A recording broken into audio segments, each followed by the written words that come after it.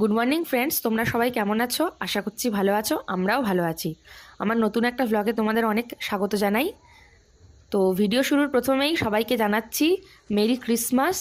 বড়দিনের অনেক অনেক শুভেচ্ছা জানাই। বড়দের আমার প্রণাম এবং ছোটদের আমার অনেক ভালোবাসা জানাই। আজকের দিনটা সবার খুব ভালো কাটুক।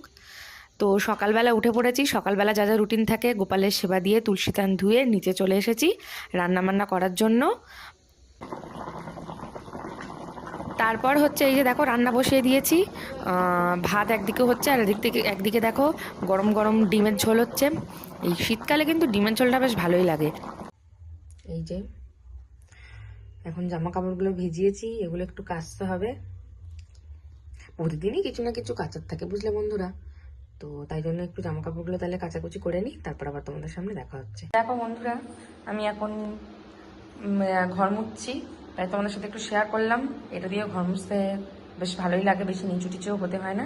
তো চলো ঘরটা মুছে নিই, পরে আবার তোমাদের সাথে দেখা হবে। টাটা। এই যে এখন ছাদে চলে এসেছি জামা কাপড় মেলতে। মেঘ করে আছে ওয়েদারটা।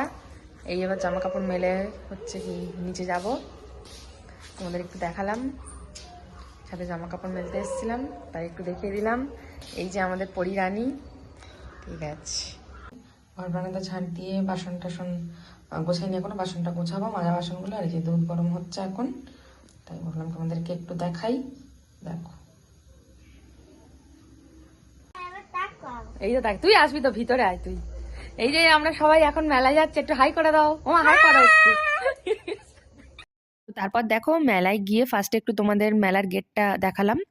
এটা হচ্ছে মিলন মেলা আর কি। এটা প্রায় অনেক জায়গাতেই হয়, তো আমাদের ডায়মন্ড হারবারেও হয়। বেশিরভাগ জায়গায়, অনেক জায়গায় হয়ে গেছে, তারপরে অনেক জায়গায় হবে, এরকমও হয়।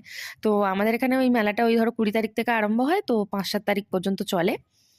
তো আজকে যেহেতু বড়দিন, কোথাও যাওয়া হয়নি, তো তাই জন্য বললাম চলো আজকে একটু মেলা থেকেই ঘুরে আসা যাক। তো সপরিবারে চলে গেলাম। আর তোমাদের দাদাভাই হচ্ছে ডিউটি থেকে আসার পথে আমাদের সাথে মিট করেছিল। তো ফার্স্টে গেলাম মেলায়, একটু অনুষ্ঠান দেখে নিলাম।